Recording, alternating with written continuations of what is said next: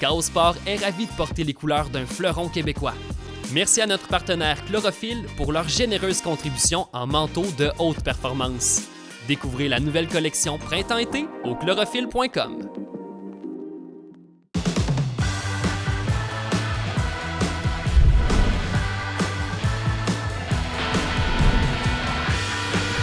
Saison 1, épisode 34.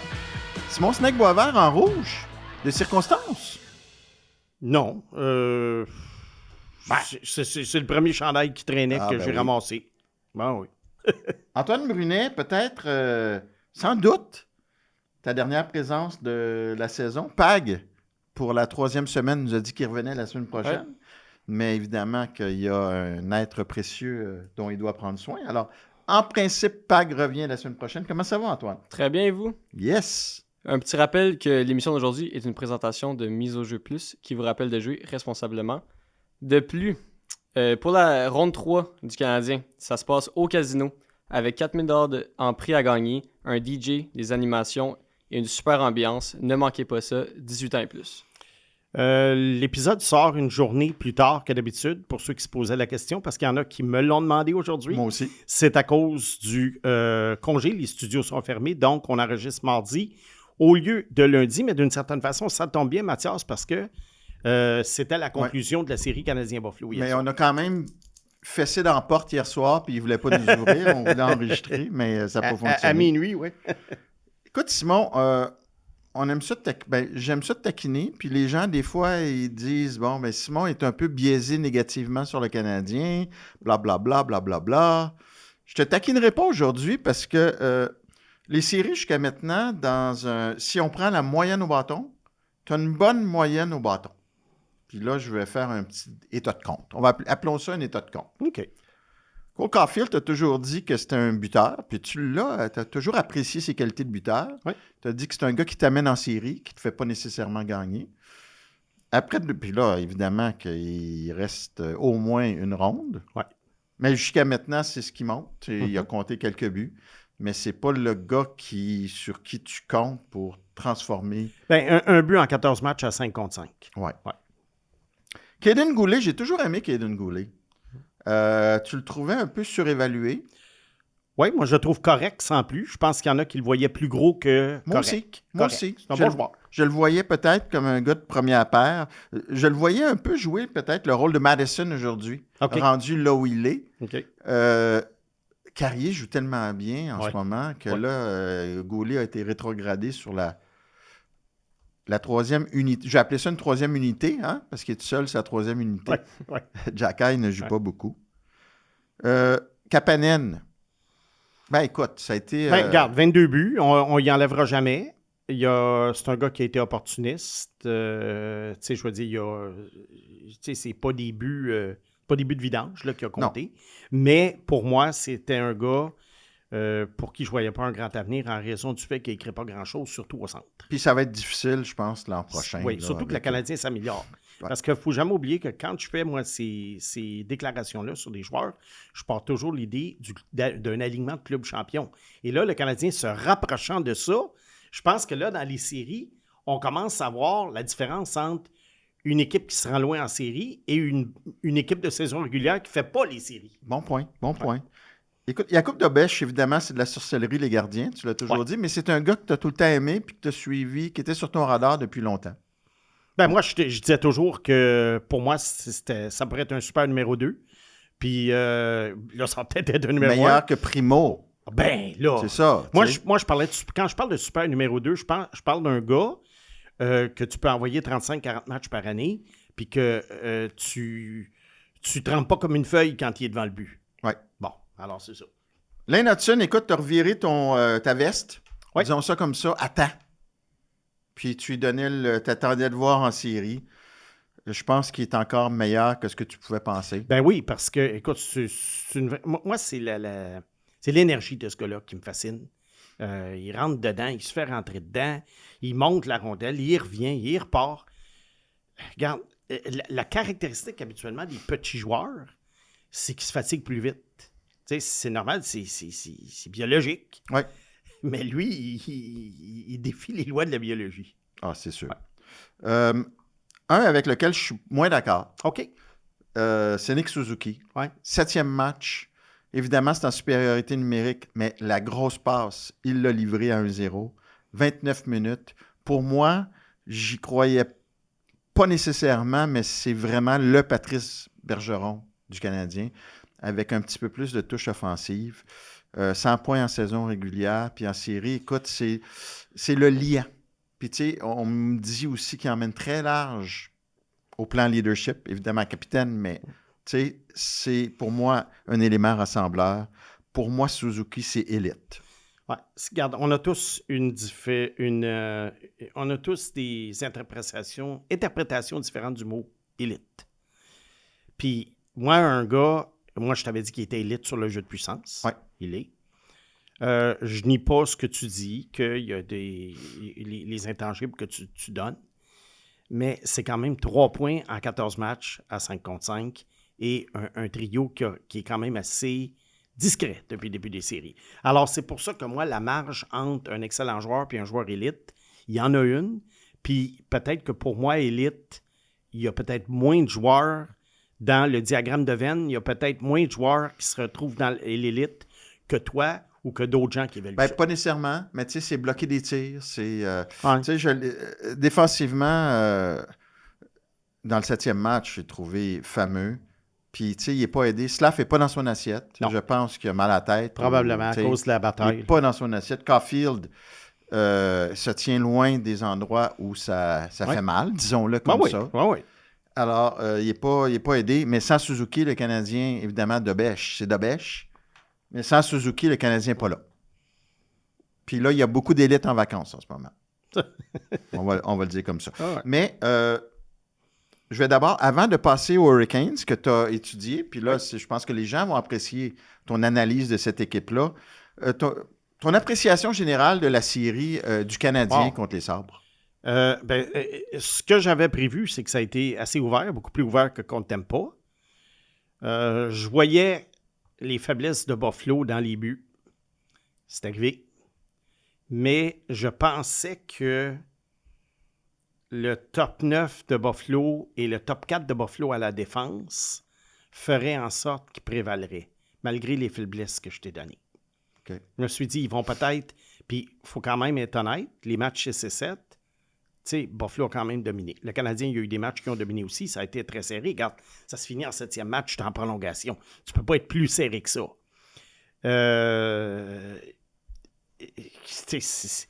Regarde, il y a eu un but qui a été refusé à Buffalo. Je comprends pourquoi, l'arbitre siffle et tout. Il y a Tage Thompson qui passe proche de compter. À un moment donné, il y a Henderson qui passe proche de compter en overtime. Tu sais, vraiment, là. Texier avec, il doit être rendu à 19 échappés. Oui.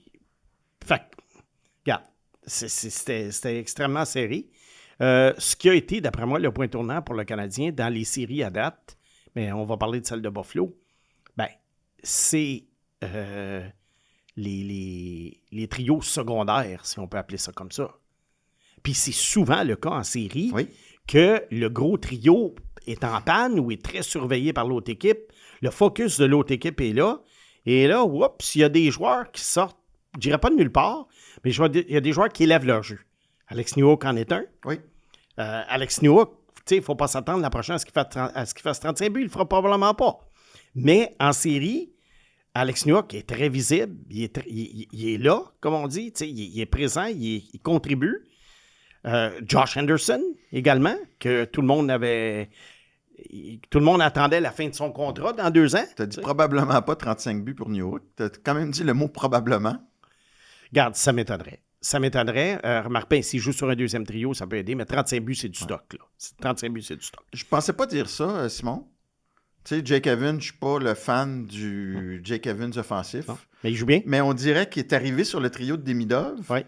Puis sans compléter ou nourrir Demidov, on dirait que Demidov a pris un envol. Puis ça, Demidov, tu vois, c'est dans les points que je ne t'ai pas nommé au début. Ouais. C'est le meilleur espoir repêché par le Canadien depuis Guy Lafleur. Et j'ose même pas imaginer Demidov à 24 ans. Ouais. Mais ça, pas mal tout le monde le disait. Fait que c'est pas une grande prédiction de ma part. Non, quand même. Mais je pense qu'il a très bien fini la série. Et Demidov, on le voit, là, il est à un joueur de centre près de devenir le meilleur joueur du Canadien. Ou le meilleur attaquant. Meilleur attaquant. Meilleur Ouais, attaquant. parce que tu as Ouais, toujours c'est Hudson qui est là. c'est Ouais. Hudson. Alors, le meilleur, il n'est pas loin de là. Tu sais, ça n'a pas aidé qu'il joue avec Kapanen toute l'année. Il faut être C'est honnête. Et puis, moi, je suis sûr que c'est peu importe ce qui arrive aux Canadiens dans la prochaine série, peu importe, le joueur de centre numéro 2, c'est la priorité de Kent Hughes. C'est Peu sûr. importe ce qui arrive. Ouais. Puis, je lisais un article dans The Athletic, je pense, un des co-auteurs, c'était Arpin Bazou. Puis, il disait justement, il dit, il ne faut pas penser que la direction du Canadien en ce moment pense que le club est arrivé. Ils savent que le club n'est pas arrivé, C'est même sûr. si le club n'est pas Ouais. loin. Puis là, ton choix de premier tour, que dont tu vas peut-être te servir, est rendu 28e. Assurément, oui. Il est loin. Entre 28 et Ouais. 31. Ah ouais. Oui, j'ai pensé à ça hier soir. Ah oui, hein? Ouais, ouais. OK. Après le premier tour, tu nous as analysé les Sabres et tu nous as donné un bon portrait Ouais. des Sabres, de ce qu'on pouvait s'attendre. J'ai hâte d'ailleurs, parlant des Sabres, de voir ce que Buffalo va faire avec Alex Stock. Ouais, joueur il n'a autonome. vraiment pas été bon. Non. Mais on parle, lui, c'est un 10,5 millions probablement. Imagine. Oui, mais il est seul dans la cuvée avec Darren Radish. Ouais. C'est ça. Maintenant, on est rendu aux Hurricanes, puis je suis sûr que si tu croises des gens, la première question qu'on va te poser, je sais que notre timer est fermé, mais je garde l'heure sur ma montre. Première question qu'on doit te poser, c'est Canadien, as-tu des chances contre les Hurricanes de Caroline? Et peut-être qu'on peut commencer en se disant les Hurricanes ont égalé un record, si on peut appeler ça un record, du Canadien de 1919 OK. pour la Ça. pause entre deux tours Oui. éliminatoires. 11 jours. 12. Oh, on est à 12, oui, c'est Et ça. je ne sais pas si tu le savais, mais avant les Hurricanes, le 12 jours, Georges Vézina était le gardien du Canadien de Montréal. Mieux connu pour le trophée en son nom. Exactement. Oui. Maintenant, aujourd'hui, c'est un trophée. J'ai regardé, j'ai fait des petites recherches et sinon, 11 jours, c'est arrivé 2 fois. OK. Les Mighty Ducks, parce qu'ils s'appelaient les Mighty Ducks d'Anaheim en 2003, Oui. entre la demi-finale et la finale, ils ont perdu en 7. Oui. Bruins de Boston contre les Blues 2019. Oui. Avant la finale, perdu en 7. Fait que l'échantillon ne nous dit pas grand-chose. Non. Fait que je peux te laisser aller sur 1, le repos, 2, sur les Hurricanes. Ben, le repos, je pense que ce à quoi on s'attend toujours, c'est que le premier match, le club va être rouillé. Mais après ça, les petits bobos vont être soignés. Ils vont avoir énormément d'énergie. Ils vont avoir de l'énergie à revendre. Ils ont joué 8 matchs. Le Canadien en a joué 14. C'est énorme à ce temps-ci de l'année. Si je regarde dans les petits... juste dans les petits chiffres comme ça là, que je lance en l'air, les Hurricanes, c'est la 4e fois en 8 ans qu'ils atteignent la finale de conférence. Et à date, ils ont une fiche de 1 victoire, 12 défaites dans les matchs. Oh, alors, hein, habituellement, quand même. ça se finit très vite. 2 fois 4-0 et 1 fois 4-1. Les Canadiens ils ont battu 3 fois cette année, Oui. pour ce que ça veut dire. Les Hurricanes ont été 2e pour les buts marqués cette année, sans une vraie superstar. Ils sont quand même 2e en arrière de Colorado et pour le jeu de puissance, ils sont 4e. Fait que ils prennent quand même pas mal de pénalités. À date, je pense que c'était 8 minutes de moyenne de pénalité. Ça fait dire 4 avantages numériques au moins. Le Canadien pourra en profiter. Je vais poser une colle à Antoine, comme si je la posais Oui. à l'auditeur. Sais-tu qui est le meilleur compteur des Hurricanes de Caroline après 8 matchs? Svechnikov. Non, tu n'étais pas loin que Stankoven. Le meilleur trio des Hurricanes en série, au plan offensif, Ah, mais si. Stankoven, Blake. Taylor Hall Et Blake. et Blake. Et Jackson Blake. Taylor Hall, 12 points en 8 matchs. Ouais. Qu'est-ce que c'est ça? Oui, c'est ça. Je vais en venir justement Ouais. là. C'était parmi les trucs dont je l'ai parlé. 7 attaquants de 20 buts, les Hurricanes. Là, comment l'équipe est décortiquée? Bien, si tu regardes dans la série, ils n'ont jamais compté plus que 4 buts à date dans un match.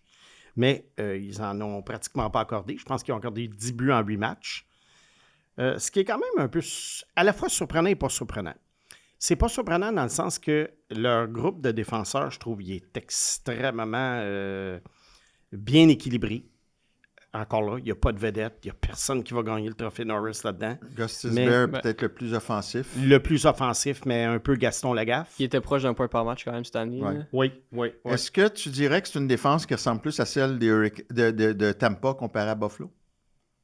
Un peu moins mobile, un peu plus costaud.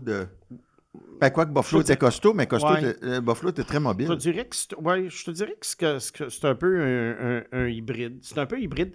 Mais moi, ce que je remarque de cette défensive-là, c'est que, et c'est là où je voulais parler des buts, ce qui n'est pas surprenant, c'est à cause de ça, mais ce qui est surprenant un peu, c'est que les gardiens de but de Buffalo, Bossy et Anderson, cette année, ça n'a pas été trop fiable.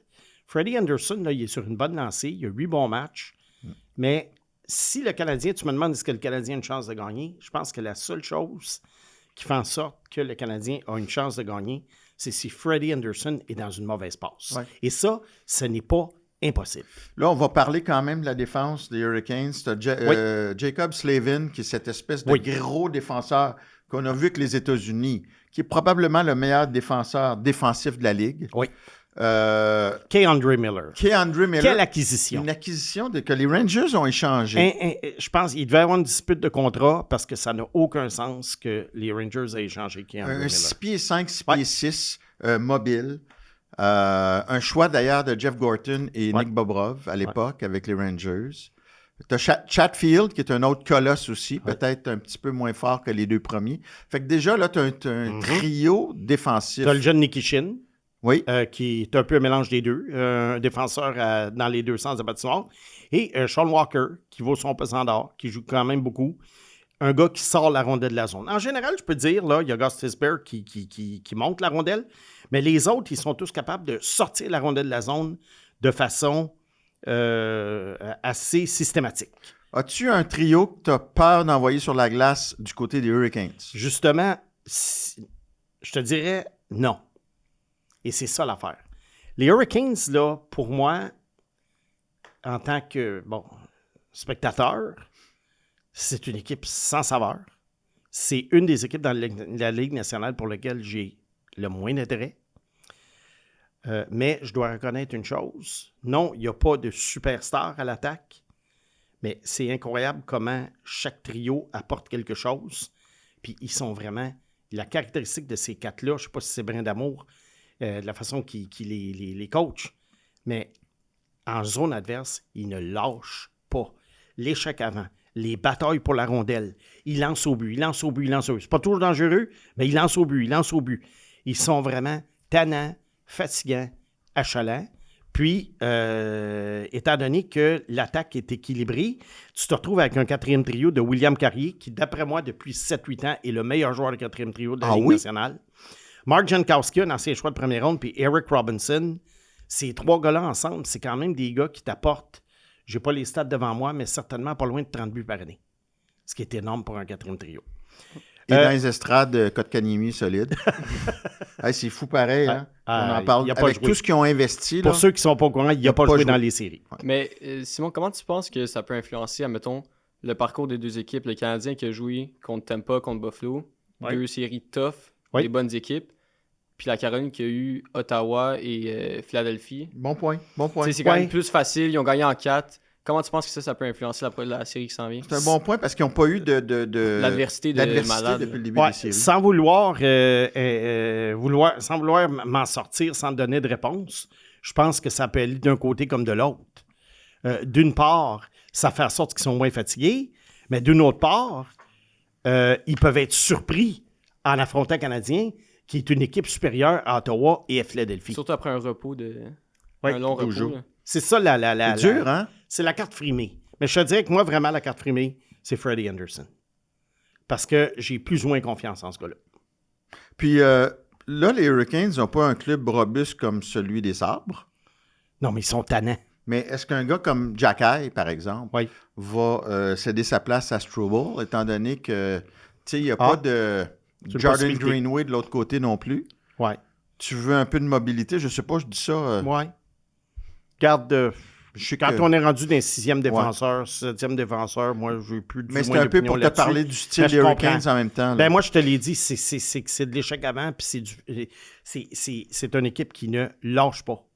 Alors, ils risquent, eux autres, à un moment donné, d'embouteiller le Canadien dans leur zone pendant 1 minute, 2 minutes. Ça ne veut pas dire qu'ils vont compter, mais ils vont les embouteiller, ils vont les fatiguer. Puis je pense que c'est ça l'affaire. Puis, tu sais, un gars comme Nick Ehlers, qui est surtout un joueur de jeu de puissance, qui a 71 points cette année. Qui joue sur une 3. Oui, puis c'est quoi? C'est sa place. Parce qu'il y a beaucoup de poolers qui vont se demander pourquoi tu dis ça? C'est un gars qui fait des points. Nick Ehlers, c'est un gars qui, en dehors de sa touche offensive, le reste de son jeu n'est pas trop fameux. Mais en le faisant jouer avec Jordan Staal et Jordan Martinook sur le 3e trio, il est exactement là où il doit être. Et rendu sur le jeu de puissance avec Gostisbehere, Jarvis et Aho puis Svechnikov, là, il est vraiment dans son élément. Fait que vois-tu, un 3e trio vraiment qui est très bien concocté. Tu as parlé de Hall, Blake, Stankoven, qui a vraiment fait la pluie puis le beau temps. Puis souvent, c'est qu'étant donné que le premier trio, Aho, Jarvis, Svechnikov, attire plus l'attention, eux autres, des fois, ils vont affronter, surtout à domicile, des 3e trios adverses. Mm-hmm. Et c'est là que c'est le party pour ces 3 gars-là. Taylor Hall, une de ses nombreuses résurrections dans sa carrière, ouais. Un gars qui lui puis Matt Duchene, là, vraiment des carrières en dents de scie, des gars de qui on attendait beaucoup, qui ont eu des années exceptionnelles, surtout Hall avec son trophée Hart, puis d'autres années où tu dis, il est fini ce gars-là. Puis Taylor Hall continuait à avoir des contrats de 6 millions. Il est abonné au contrat de 6 millions, mais même s'il y a des années, ça ne marchait pas. Cette année, c'est formidable. Stankoven, regarde, on a sauvé les meubles en Caroline. On est allé chez Rantanen, en retour de Martin Necas, et on a sauvé les meubles en le rééchangeant en retour, entre autres, de Stankoven. 44 points saison régulière, 7 buts en 8 matchs depuis le début des séries. Ouais. Taylor Hall, patiner la tête haute quand il est sur la glace, il a visé la tête une couple de fois. Oui, il est assez... vicieux. Il est vicieux. Il a toujours été comme ça. Le premier trio, Aho, Jarvis, Svechnikov, regarde, je les aime, mais je les aime avec un petit A. C'est un excellent trio, mais c'est pas un trio qui fait rêver. Là. Pour moi, c'est pas un trio élite, mais c'est un... Puis, tu vois, ça dépend de définition élite, mais c'est un excellent trio. Regarde, le Canadien va en avoir plein les bras, là. C'est ça que je dis. Est-ce que je serais content si les Hurricanes de la Caroline gagnaient la Coupe Stanley parmi les 4 qui restent? Ça, probablement pas, parce que c'est pas mon genre d'équipe. Mais d'ailleurs, si tu misais sur les Hurricanes qui gagnent, tu ferais seulement 2,70 fois ta mise. Okay. Tandis que si tu mets ton argent sur le Canadien, tu as 7,50 fois ta mise. Fait que moi, je pense que c'est une cote pas mal plus avantageuse. Ou, admettons, Vegas à 7. Tu prendrais qui, toi? Moi, je veux juste entendre la phrase « Je vais mettre mon argent sur le Canadien ». Le reste m'importe peu. Et l'Avalanche sont à combien? L'Avalanche sont à 2,30, donc c'est vraiment les favoris. En fait, Caroline puis l'Avalanche, c'est les 2 gros favoris. Là. OK. Moi, je vais te dire une chose. Moi, j'avais l'Avalanche au début de l'année. J'avais l'Avalanche au début de la série. Je continue à être Avalanche, peu importe la cote. Mais je vais te dire une chose. Je pense que c'est l'Ouest qui gagne la Coupe cette année. Fait que si on me disait quel long shot, si on peut dire, on peut appeler ça comme ça, tu veux prendre, j'irais plus avec Vegas que Canadien. Ouais. Vegas qui a battu Anaheim et Utah pour se rendre en Je te dis pas qu'ils vont gagner. Antoine me dit, est-ce que tu prendrais Canadien, mettons, ou Vegas parmi les grosses cotes? Parmi les grosses cotes, je prendrais plus Vegas, puis je vais te dire pourquoi. Ma seule inquiétude pour l'Avalanche, c'est les gardiens de but. Mais l'Avalanche sont capables de gagner des matchs 6-5, 9-6, comme on a vu. Mais est-ce que ça peut continuer comme ça? Vegas, là, quand même, à part Mark Stone qui est blessé, Moi, ils m'ont quand même impressionné dans la dernière série. Mais bon. Puis le Canadien t'a pas assez impressionné pour dire que... Pour passer à travers Caroline et Colorado ou Vegas? Le Vegas va passer à travers Colorado. Hein. Ouais, mais regarde, ça, je pense pour Canadien, ça va commencer trop, là. Peut-être dans une couple d'années, l'an prochain ou dans 2 ans, je vais te dire, je vais te faire une prédiction différente. Mais là, je pense que cette année, Canadien, c'est... Regarde, déjà, on parlait, s'ils gagnent une série, ça va être super. Il y en a gagné 2. Alors déjà, là, en ce moment, c'est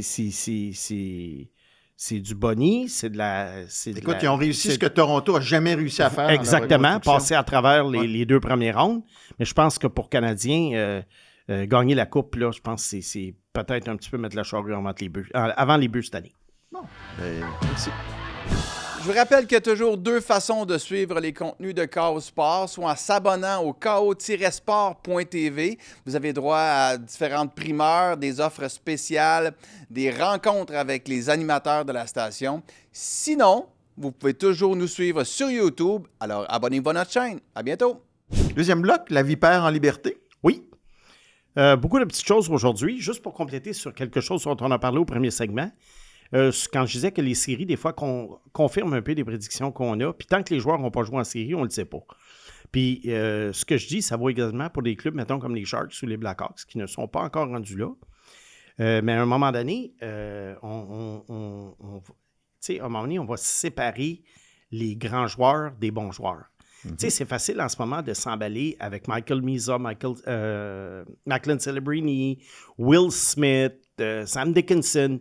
Mais à un moment donné, il va y avoir... On va les départager, ces gars-là. Puis, je ne sais pas qui va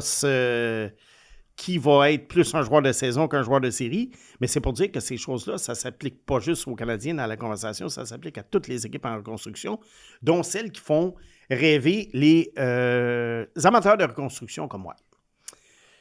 Bon, je veux faire une mise au point la semaine dernière, parce qu'il y a beaucoup d'auditeurs qui en ont parlé.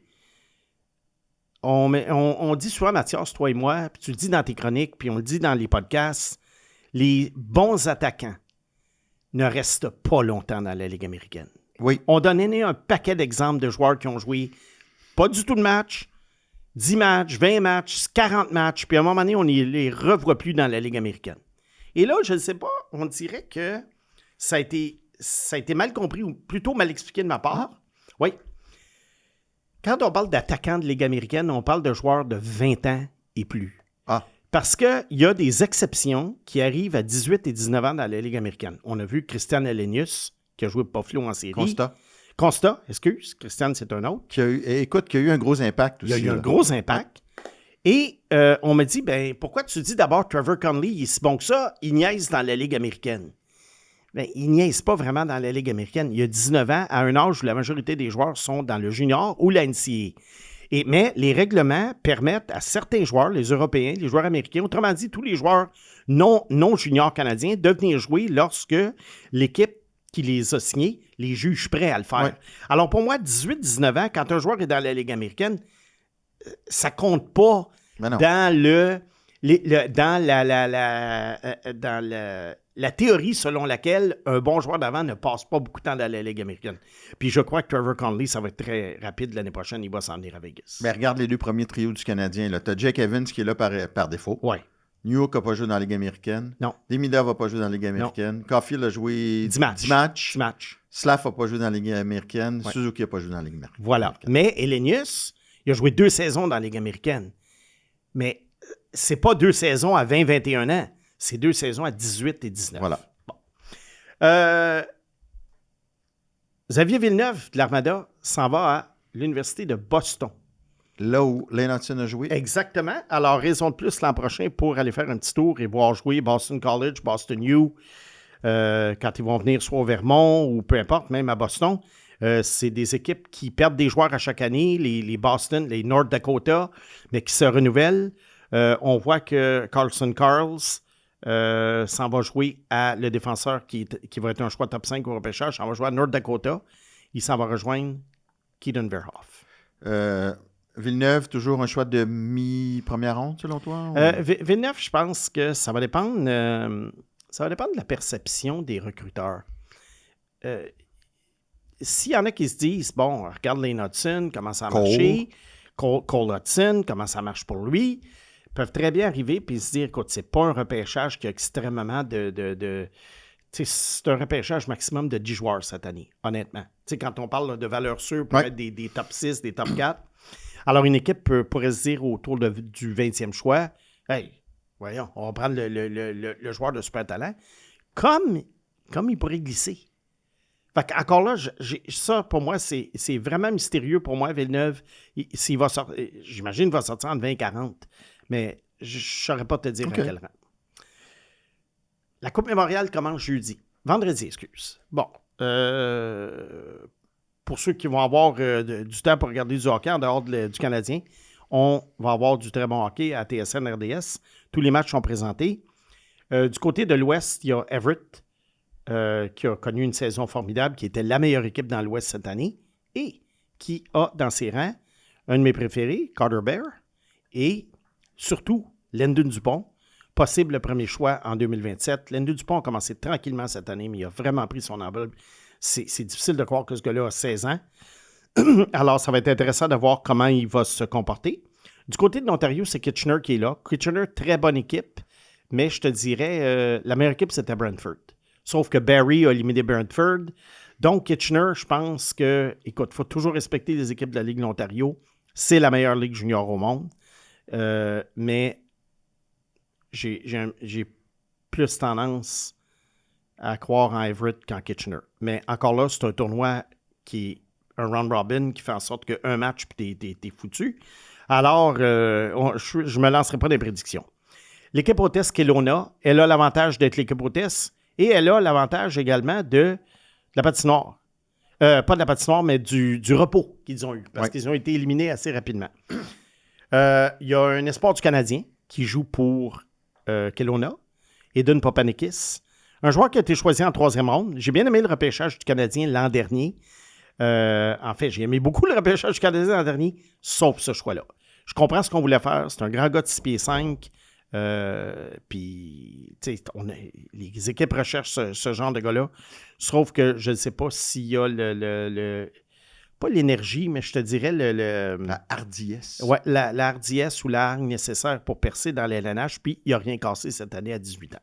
Ils en ont pris beaucoup des gros dans les derniers. Je pense qu'ils voulaient se grossir un peu. Là, oui. Moi, j'y allais avec Cooper Simpson en 3e ronde, comme tu sais, qui s'en va à North Dakota l'année prochaine avec les joueurs qu'on a mentionnés. Ça devrait être très intéressant à suivre. Chicoutimi. Ouais. Oui, Chicoutimi. Bon, tout d'abord, Chicoutimi, en 2022, ils ont commencé à accumuler les choix de repêchage. Ils ont eu une tonne de choix de première ronde en 2022-2023 et ils ont suivi le livre, le plan, le gabarit idéal pour construire une équipe championne d'une Ligue junior. Yannick Jean, c'est ça? Yannick Jean, directeur gérant. C'est-à-dire un plan de 4 ans. À ça, tu dois bien repêcher. Tu dois repêcher beaucoup de joueurs à peu près du même âge. Et ensuite, à la fin, tu dois faire les bons échanges à la date limite des transactions à ta dernière année pour réussir à te démarquer. Parce qu'il y avait quand même des très bonnes équipes cette année, en l'occurrence Rouyn-Noranda, Boisbriand et Moncton. Je trouve que ça a été formidable. Je pense que Chicoutimi a des chances. OK? Ils ont des chances. Autant comme l'année passée, je trouve que les Knights de London étaient complètement seuls. Il n'y avait rien à faire. Même Gavin McKenna, Medicine Hat, j'y croyais pas. Les équipes du Québec, j'y croyais plus ou moins. Cette année, c'est chance égale, d'après moi, pour les Saguenay et Chicoutimi. Puis, encore là, bravo au Saguenay cette année. Les joueurs à surveiller? Les joueurs à surveiller. Évidemment, il y a Maxime Massé, Chicoutimi, qui est champion marqueur de la Ligue, joueur de 19 ans. Il s'en va à l'université aux États-Unis l'an prochain. Il n'a pas signé son contrat avec les Ducks encore.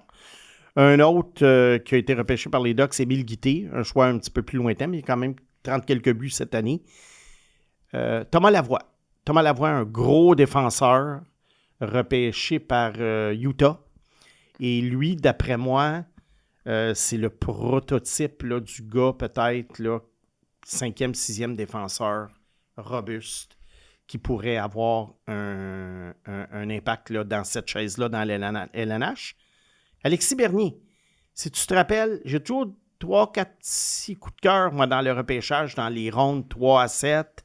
Alexis Bernier est un de ceux-là et il a signé son contrat aujourd'hui dans la LNH. Dis-moi, fais-moi signe avant de passer à ton joueur de... Oui. Quand tu seras rendu là. Je ne suis pas rendu là. Parfait. Bon, un petit commentaire sur les Maple Leafs de Toronto. Il y a des adjoints au directeur gérant qui ont été congédiés après 11-12 ans de service avec les directeurs gérants précédents. Regarde, John Chayka, il va amener ses amis et on peut présumer que là-dedans, il n'y a aucun CV qui va être accepté et il n'y a aucune entrevue qui va avoir lieu. Il va faire ses téléphones à ses petits amis. Et puis, il a le droit. Il a le droit de tout faire ça, mais ça ne veut pas dire que c'est la recette pour gagner la Coupe Stanley. Avant que tu continues, juste par rapport au Saguenay, tu as parlé de quelques joueurs. Alex Wang, toi, Oui, Alex Wang, j'ai oublié de mentionner. Il s'en va à l'Université Harvard l'année prochaine. Puis il a un point par match encore dans les playoffs cette année. Moi, je pense qu'Alex Wang, son plafond, puis c'est un beau plafond, c'est Jordan Spence. C'est vraiment des joueurs, je te dirais, qui ont eu une carrière junior très semblable. Ils ont un physique semblable. Puis Jordan Spence, il joue dans la Ligue nationale. Il a fini à Ottawa. Il joue dans la Ligue nationale. Merci, Antoine, de me l'avoir rappelé. Je savais que j'oubliais un joueur et Wang était celui-là. Okay. Alors, avant de passer à l'espoir, je veux saluer un auditeur du SIG Podcast Trust the Process que je co-anime en anglais 2 fois par semaine. J'espère qu'il nous écoute ici à Mathias et Serpent. C'est JP Marcoux.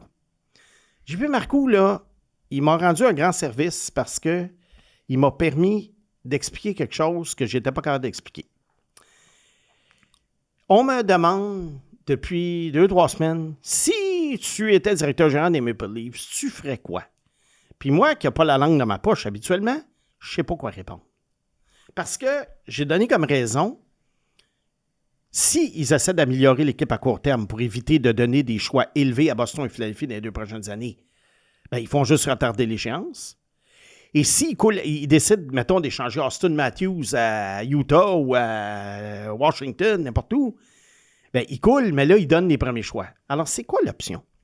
Et JP, lui, il nous suggère pourquoi Toronto ne négocierait pas avec Boston et Philadelphie pour récupérer les 2 choix de première ronde. Alors, j'ai pensé à ça, puis je me dis, Toronto pourrait échanger les joueurs qui rapportent beaucoup. Là, ils récupéraient au moins ce qu'il y aurait de plus précieux sur le marché. Ce sont leurs 2 choix de première ronde. Et du même coup, en échangeant ces joueurs vedettes-là, ils s'assurent de couler à pic et d'aller chercher des choix élevés. Mais il faut que Boston et Philadelphie collaborent. Mais je te donne un exemple. Mettons, est-ce qu'un Nylander pourrait se retrouver à Boston? Boston a besoin de rapidité, d'attaque. Est-ce qu'un Austin Matthews à Philadelphie, ça pourrait leur faire leur affaire? C'est sûr. C'est des genres ça cadrerait parfaitement, ces 2 gars-là. Et à ce moment-là, ben là, l'échange, tu peux le concocter, tu peux rajouter des pièces. Mais les 2 pièces maîtresses pourraient être la récupération de ces 2 choix-là. Et en même temps, pour Boston et Philadelphie, c'est quand même un pari intelligent de leur part. Parce que mets-toi à la place de Philadelphie. Oui, tu peux te dire, si Toronto coule, on peut avoir Lyndon Dupont. Ouais, mais là, c'est quoi les chances que Toronto coule, qu'il gagne la loterie, etc., etc. Alors que Austin Matthews, ben, Austin Matthews, c'est Austin Matthews. C'est Austin Matthews ou rêver à Lyndon Dupont. Fait que JP pourrait envoyer son CV à Toronto. Ben, oui, mais comme je disais tout à l'heure, John Chayka n'ouvrira même pas l'enveloppe. Écoute, tu es en liberté. Oui, et je suis rendu à mon espoir de la semaine. J'ai vu passer un truc sur Zarovski. Oui. Hier. Oui. Il joue dans un truc, je sais pas c'est quoi, puis ça a l'air qu'il produit. As-tu entendu parler? Je ne veux pas te prendre à brûle pour point, là. Honnêtement, compétition U20, là. Oui, honnêtement, oui. Je suis au courant de cette compétition-là en Europe, mais disons que moi, c'est pas le genre de tournoi sur lequel je vais passer des évaluations pré- ou post-repêchage. C'est pas représentatif. C'est pas représentatif, Parfait. mais tant mieux s'il joue bien. J'étais juste curieux de savoir. Oui, je suis au courant de ce tournoi-là, mais en ce moment, c'est ça, juste une parenthèse, championnat du monde. On continue à suivre Stenberg et Bjork, 2 choix de première ronde. Smith. Et Smith aussi, mais pour la Suède, ils ont joué contre le Canada vendredi dernier. Très intéressant à suivre parce que c'était contre des joueurs de la LNH. Stenberg a joué à l'aile gauche, Bjork a joué au centre. À droite, il y avait Lucas Raymond. Je te dirais que les 2 ont bien joué, mais aucun des 2 n'a été dominant. Mais ils ont bien joué et ils ont montré qu'ils avaient leur place. Et Bjork, même si c'est un petit joueur de centre de Saint-Pierre-Neuf, pensez un peu Marco Rossi, ça l'empêche d'être considéré pour le top 5. Ça, c'est sûr. Mais il est extrêmement habile. Puis étant donné que le repêchage n'est pas super, super généreux en talent à l'attaque cette année, je ne serais pas surpris de voir Bjork sortir peut-être autour du 10e rang. Mais c'est pas le genre que tu repêches, toi. 5 et 9 au centre, tu as toujours dit qu'il n'y en a pas qui dominent à ce gabarit-là. Non, en effet, mais des fois, ça peut te faire un 2e centre, dépendant qui est ton premier centre. Puis... En même temps, tu as des défenseurs de 5 pieds 8, t'en avais pas qui dominaient, puis là, t'en as. Fait que tu sais jamais. En effet. Espoir de la semaine. Ben oui, toi. Oui, j'ai été inspiré par une question d'un auditeur. Encore? T'es nourri, Oui, toi, hein? oui, T'es gavé. oui, un auditeur de Corps au Sport qui, lui, se demande pourquoi le 3e meilleur marqueur de tous les temps, Marc Messier, a été repêché en 3e ronde. Et il faut souligner que la 3e ronde, à ce moment-là, il y avait moins d'équipes. Il a été repêché 48e. Donc, dans le hockey d'aujourd'hui, ça serait le milieu de la 2e ronde. Oui. Pourquoi un joueur comme ça, qui a obtenu presque 1900 points, a été repêché en 3e ronde? Sans Européens non plus, là. Sans Européens. Sans Ou Européens. Ou presque. Ça commençait tranquillement, mais il n'y avait pas de Russes, il n'y avait pas de Tchèques en raison de la situation politique à cette époque-là dans ces pays-là. Marc Messier, né en 1961, et il jouait dans la Ligue junior de l'Alberta comme Cale Makar. Oh. Alors lui, il n'a jamais joué dans la Ligue de l'Ouest. Et à 17 ans, la dernière année de l'Association mondiale de hockey, auquel appartenaient les Nordiques, les Oilers, les Jets et les Whalers d'Hartford, qui sont devenus les Hurricanes de la Caroline, Messier signe à 17 ans avec les Richards d'Indianapolis, avec comme coéquipier Wayne Gretzky, qui avait été signé par Nelson Scalabrini, un propriétaire qui n'avait pas d'argent, mais qui faisait croire qu'il en avait. Alors, Messier joue à 17 ans 5 matchs à Indianapolis. Ensuite, se retrouve à Cincinnati, échangé parce qu'on n'a plus d'argent pour le payer. Il fait un but en 47 matchs. Bon, il a 17 ans, c'est une ligue professionnelle, mais il y en a pas moins que c'est un but en 52 matchs. Donc là, à ce moment-là, quels étaient les commentaires sur Marc Messier? Patineur ultra rapide. Et je pense que dans le hockey d'aujourd'hui, Marc Messier sera encore considéré comme un patineur ultra rapide. C'était un gars sans peur et sans reproche qui fonçait au filet, qui faisait, comment on appelle ça quand tu mets ton gant dans la face des joueurs? Là, Un face wash en anglais? Ouais, c'est ça, exactement. Un nettoyage facial. Oui. Et puis ça, c'était un gars, mais c'était un gars qui, au dire de Glenn Sater, directeur gérant de l'époque, ne savait pas jouer au hockey. Mais Glenn Sater, lui, a vu en lui du potentiel d'en faire un joueur de hockey. Alors, Messier, il le repêche 48e. Une des raisons pour lesquelles... Sater repêche Messier 48e. Une des raisons pour lesquelles, aussi, en 79, il a été repêché loin. 79 est un des 3 meilleurs repêchages de tous les temps, avec 2003 et 2015. Ça influence beaucoup. Là, il y a une fusion entre l'Association mondiale et la Ligue nationale de hockey. On garde 4 équipes, dont les Nordiques, les Oilers. Et Marc Messier se retrouve avec les Oilers, comme par hasard. Il a été repêché par les Oilers avec Wayne Gretzky. Et là, ça a fait un des grands duos de l'histoire du hockey, comme Crosby-Malkin. On parle de Gretzky-Messier, Lemieux-Jagger. Première saison, ça a donné quoi, donc? Première saison, à 18 ans, Marc Messier a eu 33 points en 75 matchs. Ah, pas tant. Ouais. Pas tant. Mais à ce moment-là, les Oilers avaient... Regarde, les 5 meilleurs joueurs des Oilers avaient à peu près cet âge-là. C'était du jamais vu. C'était du jamais vu et on n'a jamais revu ça par la suite. Imaginez-vous les Sharks l'an prochain, mettons, avec, je ne sais pas moi, Sam Dickinson, Macklin Celebrini, Schaefer. Smith, Misa, puis le gars repêché cette année. Imaginez-vous là, que ces 5 gars-là cartonnent déjà. Celebrini, oui, cartonne, mais les autres, ça serait surprenant que Michael Misa ait 90 points l'an prochain. C'est pour ça que tes attentes sont si élevées. Mes attentes... t'attends encore ce jour-là depuis 1979. J'attends encore l'équipe qui va avoir 5 joueurs du même âge qui vont devenir 5 superstars. Puis Edmonton, c'est arrivé avec Paul Coffey, Marc Messier, Glenn Anderson, Jari Kurri et Wayne Gretzky. Du jamais vu qu'on n'a jamais revu. J'en ai parlé pour les Penguins de Pittsburgh. Crosby, Malkin, Phil Kessel. Là où j'allais, c'est un petit peu comme si les Sharks avaient Celebrini, Bédard, Schaefer, nomme-en une coupe d'autres. Oui, là. exactement. C'est ça. Oui, exactement. Alors, Messier, ensuite, 63 points à 19 ans. Encore pas pire. Et là, il a explosé. Il a connu sa seule saison de 50 buts à 20 ans. Mais Messier, c'était pas un grand marqueur. C'était un gars qui il avait 1000 échappées dans une année, mais il faisait toujours la même feinte. Alors, ça donnait des saisons quand même respectables de 35, 37, 33, 32, 36 buts, une couple de fois en haut de 40. Mais il y a eu un mythe autour de Messier. Les plus vieux se souviendront que le mythe était que c'est le plus grand leader de l'histoire de la Ligue nationale. Mais ses points, il y avait quand même plus de passes qu'il y avait des... Oui, bien, regarde. S'il a fini troisième de Regarde, l'histoire... il y a 6 saisons de 100 points. Mais ce qui a aidé Messi à finir troisième de l'histoire, c'est que Mark Messi, qui était... C'était quoi on dit? C'était un cheval, hein? C'était un cheval de course. Il a joué jusqu'à 42 ans. Il a joué 1756 games. Oui. Je pense que juste Patrick Marleau et Gordie Howe qui ont joué plus de matchs que C'était lui. quoi sa saison la plus productive? Sa saison, 129 points. 129 points. Oui, Seulement- et, quand oui, même. et ça, ce qui est très intéressant dans le cas des Oilers, c'est l'année où les Oilers ont gagné la Coupe sans Wayne Gretzky.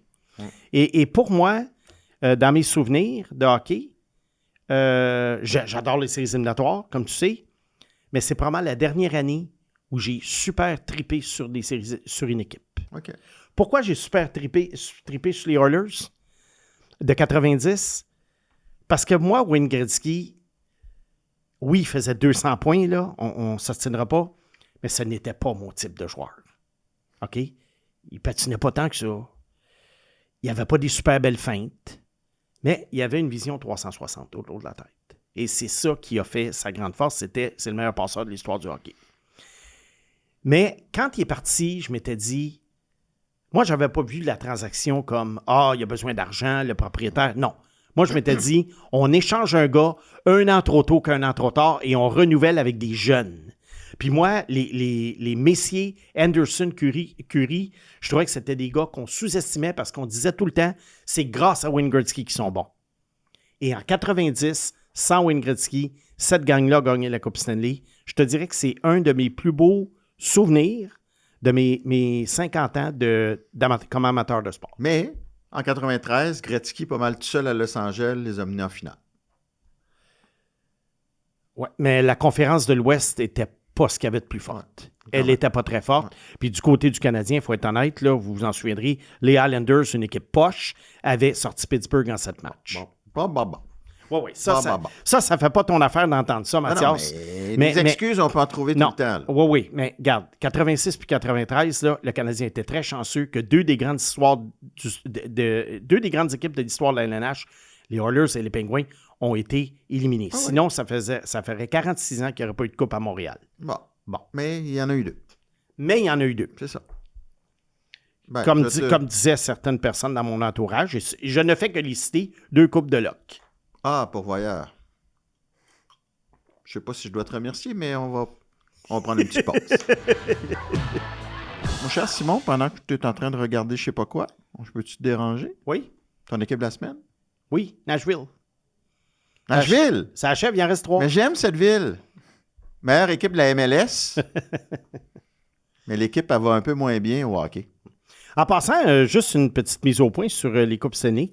89, l'édition qui s'était rendue en finale contre les Flames de Calgary, je trouve, était supérieure à 86 et 93. Et malheureusement, pour cette édition-là, le Canadien avait affronté une équipe pactée, les Flames de Calgary. Mais moi, mon édition préférée du Canadien depuis après post-1979, c'était 89. Pacté, tu parles après la Coupe Stanley, là? Non. Pacté, je prépare Pag, là, je réchauffe Pag. Oui. Fait que, et puis en passant, si le Canadien gagnait la Coupe cette année, ben, ce ne serait pas une Coupe de Locke parce qu'ils auraient battu 4 des 5 meilleures équipes devant eux au classement général. On va regarder ça dans les extraits. Si le Canadien gagne la Coupe Stanley cette année, je ne pensais pas entendre Snake dire ça en 2026. Non, mais je suis fair, moi. J'ai chialé sur la Coupe de 93, là, mais je suis capable d'être fair que si cette année gagne la Coupe, ça serait amplement mérité. Parfait. On ira à la parade. Avec nos pyjamas. Alors, Nashville, une équipe que, honnêtement, si on faisait une analyse de Nashville à tous les 3 mois, l'analyse changerait constamment. Parce qu'on ne sait pas trop la direction que cette équipe-là veut prendre. On ne sait même pas qui est le directeur général. En fait, c'est ça. Il y a eu des rumeurs comme quoi ça serait Tom Fitzgerald, l'ancien du New Jersey.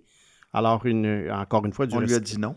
Oui, on lui a dit non. Je pense que j'ai entendu qu'on lui avait dit non. C'est ça. Alors, on a évité le recyclage de ce côté-là. Est-ce qu'on va nommer Marc Bergevin étant donné que les Sabres sont éliminés? Est-ce que Marc Bergevin a été interviewé? J'en ai aucune idée. OK. Mais je pense qu'il est dans les candidats. Sûrement. Bon. Les Hurricanes de la Caroline, c'est...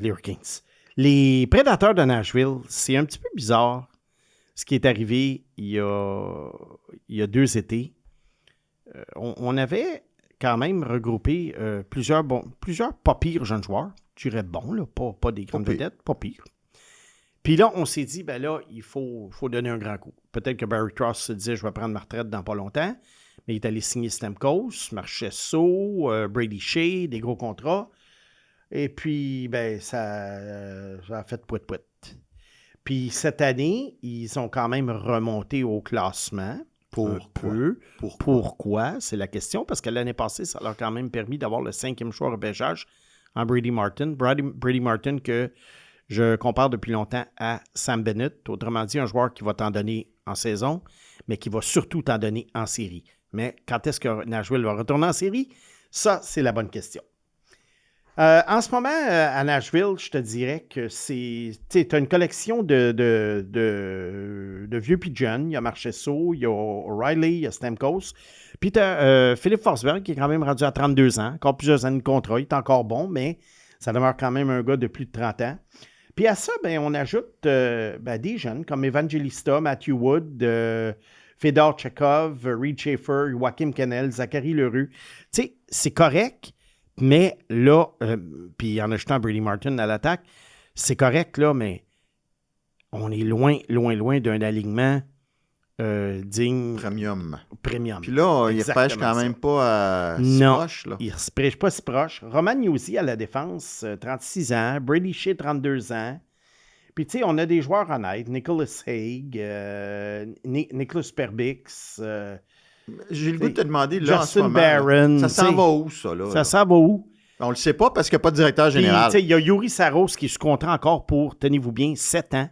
7 ans, Yuri Saros. On a échangé Askarov parce qu'on voulait donner le filet à Saros jusqu'à la fin de sa carrière. Échange-le à Edmonton. Oui, en effet. On doit encore beaucoup d'argent à Matt Duchesne parce qu'on a racheté son contrat. Ça, c'était un peu bizarre. Trotz, là, c'est un désastre. Ben, ça a été oui, je pense que c'est ça le mot. Ça a été un désastre. Puis, je pense que le problème, il n'y a pas une relève emballante, mais il n'y a pas une relève qui est assez poche pour qu'on dise là, ils vont faire comme Chicago, San Jose, puis ils vont aller Bientôt chercher. Vancouver, avec son nouveau directeur général qui a congédié l'entraîneur Adam Foote en se disant on reconstruit. Première fois qu'on dit ce mot-là à Vancouver. On reconstruit, ça nous prend un homme qui est bien adapté à un club en reconstruction. Oui, et Ryan Johnson, qui est le nouveau directeur général, qui était l'adjoint, un des adjoints. Alors, on comprend maintenant qu'est-ce que M. Johnson pensait d'Adam Foote. Parce que, des fois, on vous dit, les adjoints, des fois, on leur donne beaucoup de crédit quand l'équipe gagne, ou si l'équipe perd, des fois, on va dire « Ah, il n'est pas bon, il est adjoint dans tel club. » Regarde, on ne le sait pas, les adjoints, le travail qu'ils font. On ne le sait pas, qu'est-ce qu'ils recommandent, quelles recommandations sont suivies, ne sont pas suivies. On n'est pas dans les bureaux. Mais une chose est sûre, c'est que M. Johnson, il n'avait pas en haute estime le personnel d'entraîneur de son équipe. Ben, je pense qu'on va mettre ça à terre, puis c'est probablement ce que Nashville aurait dû faire. Oui, puis là, Vancouver, ils vont avoir le 3e choix. D'après moi, ils vont s'enligner vers Malhotra, le fils de Manny, Caleb Malhotra. Je ne sais pas si c'est une bonne décision. Je comprends qu'il faut bâtir avec une ligne du centre intéressante, mais passer à côté d'un défenseur comme Carls, Reed ou un attaquant comme Stenberg, je ne sais pas si c'est la bonne décision. Pour ce qui est de Nashville, ben garde, je pense que Nashville, dans le meilleur des cas, dans les prochaines années, ça va être une équipe qui va se battre pour faire les séries, mais ça va prendre beaucoup de chance ou une grosse performance de Saros pour gagner une ronde. Se battre est un grand mot avec les joueurs qui vieillissent. Là. Oui, puis l'Ouest s'améliore. Tu sais, on n'est pas loin là, d'avoir un passage des pouvoirs là, à Chicago, San Jose, Anaheim. Ouais. Tu sais, ça s'en vient tranquillement, un peu comme dans l'Est. Tu vois, Buffalo, Montréal, c'est ça. Ouais. OK. Merci, Simon. Bon, ben 4e bloc. Oui. Les 3 questions et demie. Ben, les 4 questions, mais les 3 réponses de nos auditeurs. Antoine Brunet. Oui, on va commencer avec une question de Anovechkin. Simon, question pour le fun. Est-ce que tu préférerais avoir les 5 premiers choix d'un même repêchage ou le premier choix de 5 repêchages en ligne? Facile. Oui, c'est drôle, ça. Moi, je vais prendre les 5 premiers choix. Le premier choix de 5 Ah oui, c'est repêchages sûr. en ligne. Tu as plus de qualité. Oui, c'est sûr qu'il y a des années, si tu te retrouves avec une année, mettons, tu sais... 2015. Oui. Là, tu dis, ben, si j'ai les 5 premiers choix, sauf que vas-tu choisir 5 bons joueurs? Mais as-tu le droit Alors, de les échanger, tes premiers choix? Pardon? As-tu le droit de les échanger? Ouais, mais là, on va dire qu'on les échange pas pour simplifier la réponse. Ben, ce qui arrive, c'est que premier choix, l'avantage d'avoir les 5 premiers choix, c'est que c'est 5 gars du même âge. Tandis que 5 choix, c'est 5 ans de différence. Hey, faisons le test. Ouais. Prends. Là, ça fait combien de temps? On prend 5 ans. 25, 24, 23, 22, 21. Oui. 2021, les 5 premiers. Ben, qui ont été sortis ou Ouais, que moi je veux? Non, juste pour le fun. OK, qui ont été sortis. Owen Power, Ouais. Juraj Slavkovski. Non, en 2021. Ah, OK. Owen Power, Matthew Beniers, Ouais. Mason McTavish. Mason McTavish, Luke Hughes Ken Johnson. et Ken Johnson. OK. Ouais. 2021, Owen Power. 2022, Slavkovski. 2023, Bédard. 2024, Celebrini. 2025, Schaefer. Posez la question s'il répond. Elle n'est même pas proche. Ouais. Mais c'est sûr que si c'est moi qui fais C'est les sûr choix... que 2021, c'était pas la plus grosse. Mais c'est sûr que si c'est moi qui fais les choix, ben, ça peut être différent autant du bon côté que du mauvais côté. Ouais. Dans le sens que si tu arrives en 2015, c'est facile de prendre 5 joueurs et de dire « Ah, ceux-là, ils auraient été les 5 meilleurs. » Oui, mais est-ce que c'est ceux-là que j'aurais pris? Ouais. Fait que pour réduire le risque d'erreur, donne-moi le premier choix de 58. Parfait. Dove 1. Snake. Trevor Connolly ou Gavin McKenna? Facile. Ben, j'espère. Facile. Trevor Connolly. Facile Hey. pour toi. Oui. Facile pour lui. Trevor Connolly. Je pensais que c'était... Tu as le droit de poser la question, là. Ouais? Ben, je pensais que c'était une joke, là, mais... Non. Pourquoi ça serait une joke? Parce que Connolly a été repêché 19e? Parce que Gavin McKenna a fait ce que Trevor Connolly n'a pas fait plus jeune. Là. Puis tu t'en montres que il va Ok. être meilleur. Allez-y, c'est Non, mais intéressant. Trevor Connolly, il a plus qu'un point par match dans la Ligue américaine à 19 ans. OK, Gavin McKenna a Ben, on va le plus voir l'an qu'un point par prochain. match Il va dans avoir NCAA 19. à 17 ans. Il va avoir 19 l'année prochaine. Connolly a fait Gavin quoi, McKenna. 17 à 18? Il est allé à la Providence, il était blessé toute l'année. 13 points. Gavin McKenna en haut d'un point par match en NCAA à 17 ans. Oui, à Providence. Trevor Connolly à Providence. Fait que ça, si Trevor Connolly était à Penn State cette année avec McKenna, est-ce qu'il faisait plus de points que lui? Ben oui. Trevor Connolly, en ce moment, à Penn Ah, State. Au même âge? Au même âge, au même âge. impossible. Ben non, au même âge, non. Là. Au même âge, non. Mais moi, je te dis, moi, je regarde les deux jouer. Puis c'est sûr que l'avantage de Trevor Connolly, c'est que là, il est déjà chez les pros. Fait qu'il y a quand même... On va garder le tape. Ouais. On s'en reparle dans quelques J'espère années qu'on va de ce garder le tape débat-là. parce que Ouais. je suis assez confiant, j'espère. Ben, c'est parce que, regarde, Gavin Hey, McKenna... tu te fais challenger. Non, là. c'est correct de me charger, mais moi, ce que j'aime... Parce que tu puis- vas en choquer une coupe aussi. Ah, je sais que je vais en ébranler quelques-uns dans la section commentaires, puis c'est bien correct. Sauf que moi, ceux-là, j'aimerais ça leur dire combien de matchs des Silver Knights de Henderson vous avez regardé cette année. Puis c'est pas dit méchamment. Mais tu sais aussi, Antoine, que les pères de famille, c'est les plus biaisés. Fait que là, lui, c'est sûr qu'il va prendre son fils avant de prendre McKenna. Mais tu sais, si tu me poses la question Trevor Connolly ou Celebrini, c'est sûr que je vais te dire Ok, mais- Celebrini. Ben, j'espère. Tu sais, faut Pour- pas... Voyons. On parle quand même, McKenna à 17 ans, 51 points en 35 matchs. Ouais, à Penn mais là, State. tu recules loin, là. Là, tu recules loin. On va regarder ce qui se passe en ce moment. McKenna, il est 1 an plus jeune que Connolly. OK? Il est né en 2007, l'autre est né en 2006. Il est 1 an plus jeune. OK? OK. Tu me demandes pour l'avenir, dans 3-4 ans, dans la Ligue nationale, qui va être le meilleur joueur, qui je veux dans mon équipe. Pour moi, c'est Trevor Connolly. Puis, admettons, les World Juniors, c'est important comme scouting. Non, pas du Pas tout. du tout. Pas du tout. Fait qu'il fait 2 points par match au championnat mondial junior. Oui, il y a la Norvège là-dedans, il y a la Hongrie, la Roumanie, Ouais, mais whatever. 129 Roumanie. Non, mais on se comprend. 129 points Ouais. à 16 ans dans la Ligue. Oui, West, je le mais sais, ok, je sais c'est tout ça. Je sais tout ça, on mais là, gardera le c'est- tape. 16 ans, c'est 16 ans. Puis là, Trevor Conley, il y a plus qu'un point par match dans la Ligue américaine. Tu me demandes qui va être le meilleur joueur des deux. Parfait. Va sur Huddle, check les allées, puis peut-être tu vas changer Puis, d'idée. oublie pas qu'il y a eu 4 points contre la Roumanie puis 5 points contre le Honduras. Hein. C'est ça. OK. Mais 97 points à 15 ans quand même. OK, on a vu. Gilles Duruisseau. Question pour Simon. Les équipes de la NHL possèdent aujourd'hui des recruteurs partout au Canada, aux États-Unis, en Europe et ailleurs. Je me demande si une structure aussi lourde est encore vraiment nécessaire avec les outils modernes, les vidéos, les statistiques et l'accès beaucoup plus facile aux matchs et aux prospects. Via les plateformes, j'ai l'impression qu'un amateur très investi peut parfois arriver à des évaluations et des listes aussi pertinentes que celles des recruteurs professionnels, surtout dans les 2 premières rondes. Les organisations pourraient-elles réduire considérablement la taille de leur département de dépistage tout en obtenant des résultats assez similaires au final? Ouais, c'est une question intéressante parce que je sais que j'en ai parlé la semaine passée que moi, la première chose que je ferais, ça serait d'augmenter les budgets de dépistage. Je comprends le commentaire de Gilles dans le sens que je me suis également posé la question. Si une équipe prend, je ne sais pas moi, la liste, fait un consensus des listes publiques qu'on voit, toute la gang, il y en a au moins 10, 12, 15 qui sortent à chaque année.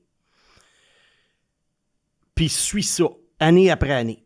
Il est fort possible que pour les 2 premières rondes, tu vas regarder ça et tu vas dire « Ouais, on a dépensé plusieurs millions de dollars pour rien. » Parce que ça se vaut. Si on la suit de façon bête et méchante. On barre les noms, puis on arrive. Ou suivre... je sais, parce que moi, j'avais déjà parlé dans le junior il y a une dizaine d'années, j'avais demandé à quelqu'un, j'ai dit « Pourquoi on va voir des centaines de matchs? Pourquoi on ne suit pas juste la liste de la centrale? » Je l'avais demandé, pas... c'était pas une question rhétorique, c'était une vraie question. Et le recruteur m'avait dit « Ah, il dit, c'est sûr qu'on barre les noms, on prend juste la centrale. » Il dit, en bout de ligne, il dit, c'est pas mal tout pareil. Alors, je comprends le principe de Gilles. Mais où, moi, je mettrais plus d'argent, c'est que c'est les cartes cachées qui font en sorte, les Jakub Dobeš, par exemple, qui font la différence. Choix de Trevor Timmins. Oui, 5e ronde, choix de Timmins et Vincent Riendo, qui est encore Oui, à Montréal, exact.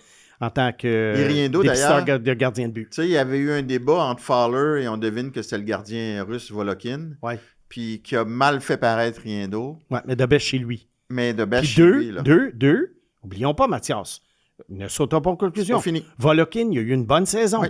Fait que, C'est tu sais, pas il ne faut fini. pas, là, non plus... Exactement. C'est ça. Alors, moi, je dirais, Gilles, moi, l'argent serait surtout là.